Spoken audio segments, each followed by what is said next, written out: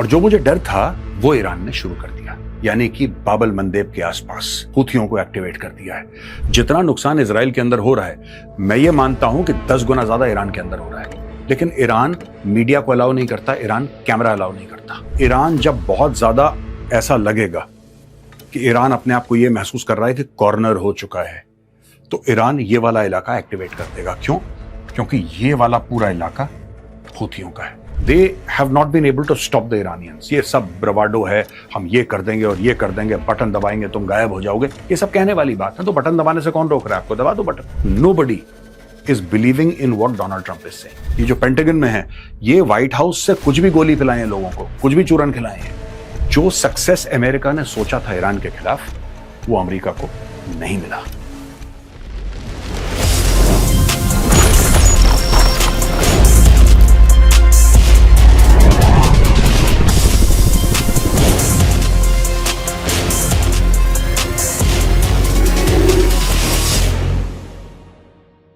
जय हिंद दोस्तों, मैं हूं मेजर गौरवारी और आप देख रहे हैं the Chanakya dialogues.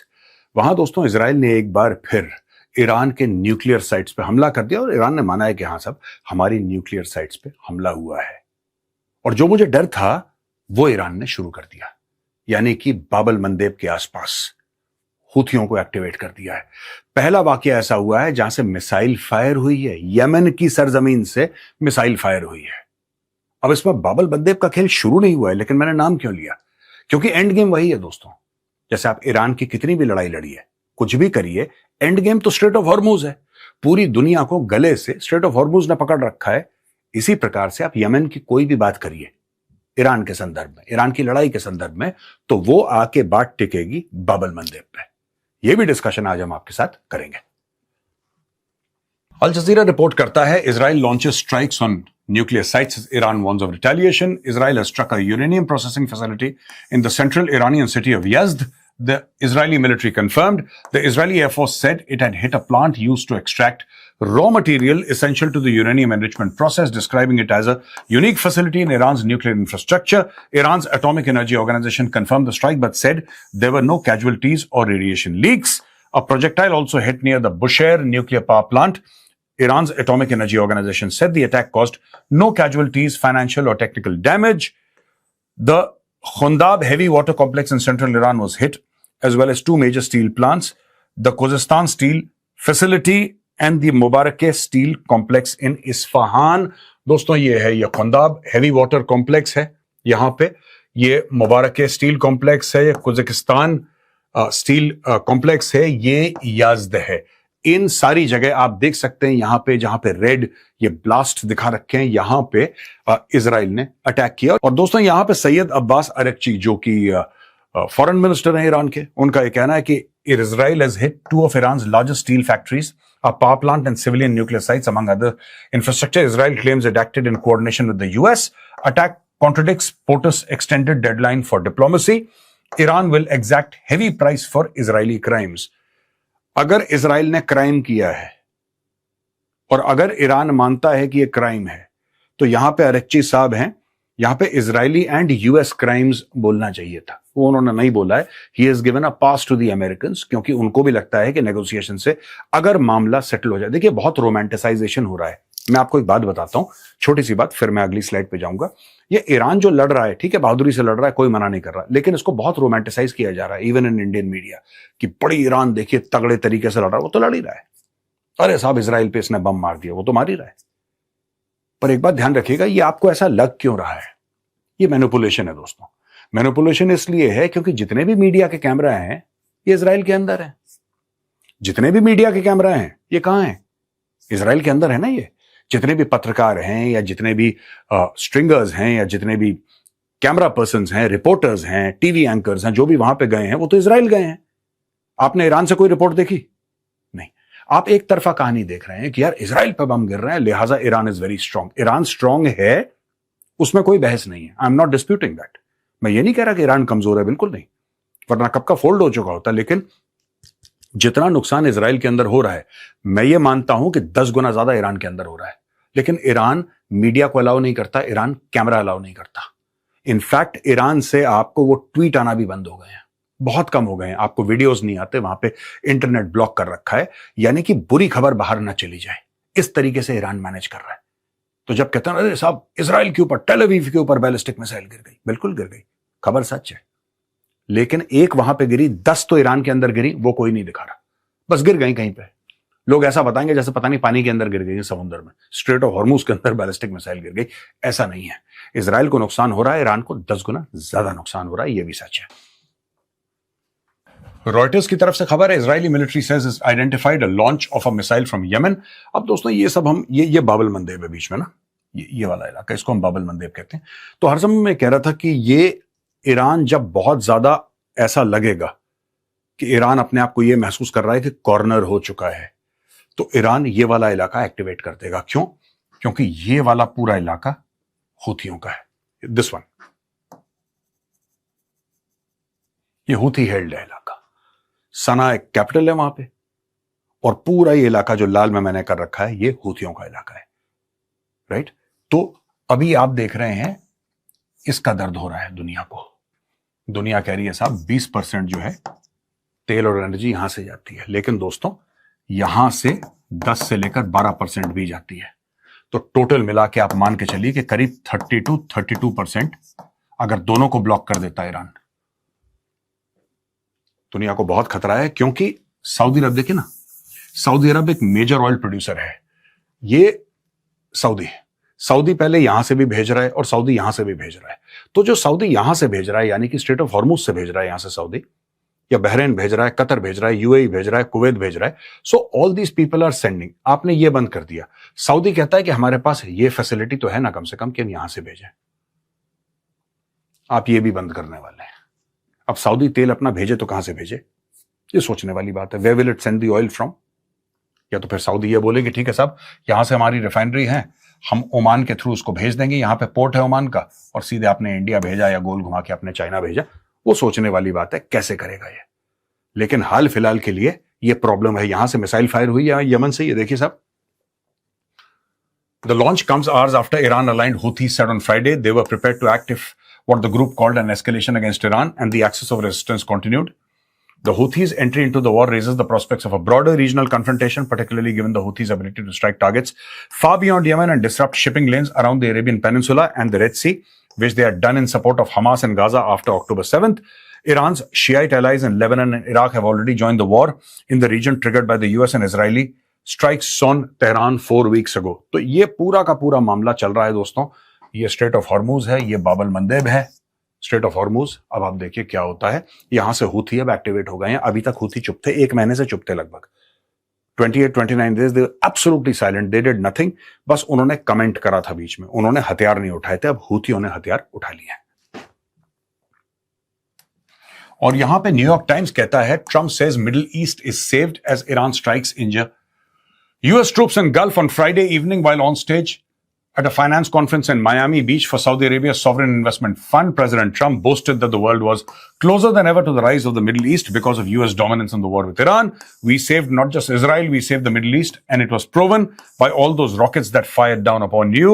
It is unclear whether Mr. Trump knew that Americans had been... अब ये डोनाल्ड ट्रंप को ना ऐसा बोलना नहीं चाहिए, ये बड़बोलापन है ना ये। अब देखिए यहां पे ये प्रिंस सुल्तान एयरबेस है, यहां पे अटैक हो गया। अभी कल परसों एक अमेरिकन सर्विसमैन, एक मिलिट्री का जो मेंबर है, वो मारा गया है, ही वाज किल्ड, राइट। और यहां पे लगातार ये सब चीजें हो रही हैं कि हमने मार दिया, हमने काट दिया, हमने ईरान को बर्बाद कर दिया। खबरें ये आ रही हैं कि मिलिट्री बेसिस से कई सारे अमेरिकन फौजी छोड़ के होटल्स में रह रहे हैं। ये हमने कल कवर किया था, आपको बताया था हमने कल।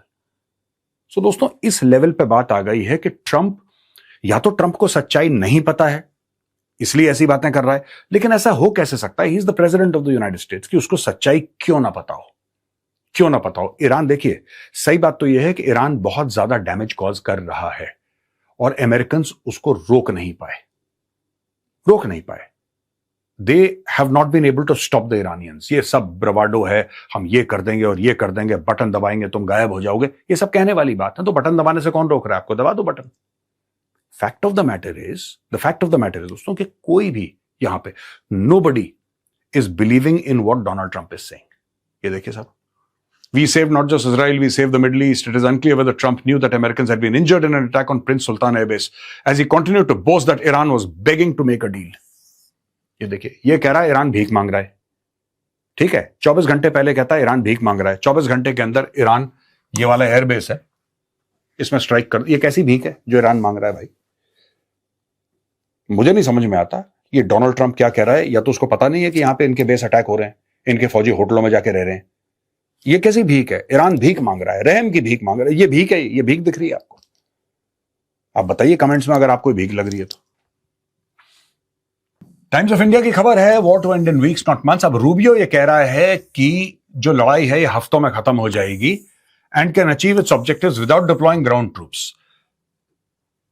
ये किस सेंस में कह रहा है? I don't know, I don't understand the logic. दोस्तों मैं साफ सीधी बात बताऊं, मैं आपको कोई यहां पे एनालिसिस नहीं दूंगा, क्योंकि मार्को रूबियो जो है, Marco Rubio secretary of state है अमेरिका का. पीट हेग्सेथ उनका सेक्रेटरी ऑफ वॉर है, सेक्रेटरी ऑफ डिफेंस का नाम चेंज कर दिया वॉर. अब ये कह रहे हैं कि साहब हम लड़ाई को खत्म कर देंगे और हमें ग्राउंड ट्रूप्स डिप्लॉय करने की आवश्यकता नहीं पड़ेगी. ऐसा मार्को रूबियो कह रहा है. या तो ये झूठ है या तो ये डिसेप्शन है. झूठ नहीं बोलूंगा, डिसेप्शन होता है वॉर में. आपने डिसीव करा, ठीक है, आपने दुश्मन को धोखा देने की कोशिश करी, आपने कंफ्यूज करने की कोशिश करी. या तो ये हो सकता है, क्योंकि मुझे समझ में नहीं आता. और या ये सीधा, जैसे अभी पिछली स्लाइड में हमने क्या डिस्कस करा था, डोनाल्ड ट्रंप ने झूठ बोल दिया ना, हम जीत रहे हैं, हमने सबक सिखा दिया, जीत रहे हैं.